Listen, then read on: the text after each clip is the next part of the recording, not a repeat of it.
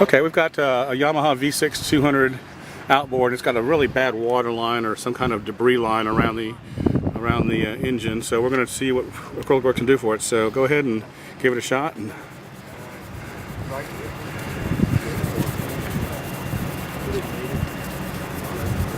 Yeah, up, down, north, south will work. Just got a little bit of the polish on there.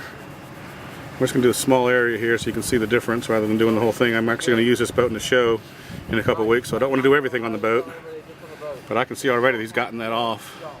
And he just needs to have a little bit of water sheen just to put some water on it and then buff it out. And that came off relatively easily. So that's the grime line on an engine.